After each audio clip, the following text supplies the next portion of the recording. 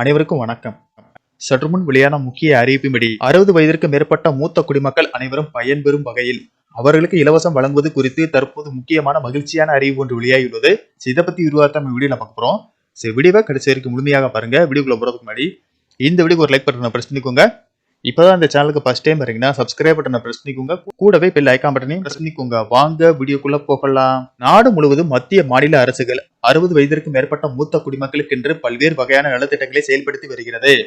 வங்கிகள், தபால் நிலையங்கள், ரேஷன் கடைகள், ரயில் பயணம், பேருந்து பயணம், கோவில்களில் சிறப்பு தரிசனம் செய்வதற்கும் சிறப்பு சலுகைகள் அறிவிக்கப்பட்டு வருகிறது.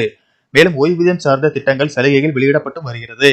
இந்த நிலையில் 60 வயது நிரம்பிய மூத்த குடிமக்களுக்கு முக்கியமான மகிழ்ச்சியான அறிவிப்பு ஒன்று வெளியாகியுள்ளது.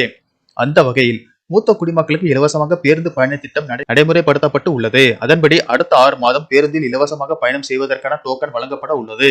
இது தொடர்பாக மாநகர போக்குவரத்து கழகம் வெளியிட்டுள்ள அறிவிப்பில், மாநகர போக்குவரத்து கழகத்தில் சென்னையை சார்ந்த மூத்த குடிமக்களுக்கு கட்டணமில்லா பேருந்து பயண டோக்கன் திட்டம் செயல்படுத்தப்பட்டு வருகிறது.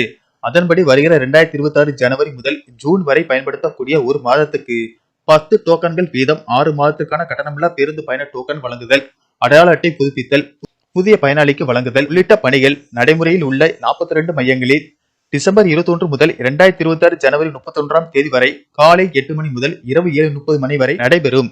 அதன் பின்னர் வழக்கம் போல் அந்தந்த பணிமனை அலுவலகங்களில் அலுவலக நாட்களில் அலுவலக நேரத்தில் வழங்கப்படும். எனவே சென்னையை சேர்ந்த மூத்த குடிமக்கள் இத்தகைய கட்டணமில்லா பயண டோக்கன்கள் மற்றும் அடையாள அட்டை புதிதாக பெற விரும்புவோர் தங்கள் இருப்பிடச் சான்றாக குடும்ப அட்டை, வயது சான்று, ஆதார் அட்டை, ஓட்டுநர் உரிமம், கல்வி சான்றிதழ், வாக்காளர் அடையாள அட்டை இவற்றுடன் 2 வண்ண புகைப்படங்களுடன் சமர்ப்பிக்க வேண்டும். ஏற்கனவே இந்த திட்டத்தின் மூலம் பயன்பெற்று தற்போது புதுப்பிக்க வரும் மூத்த குடிமக்கள் தங்கள் அடையாள அட்டையுடன் தற்போதைய பாஸ்போர்ட் அளவிலான ஒரு புகைப்படத்தையும் சமர்ப்பிக்க வேண்டும் என தெரிவிக்கப்பட்டுள்ளது.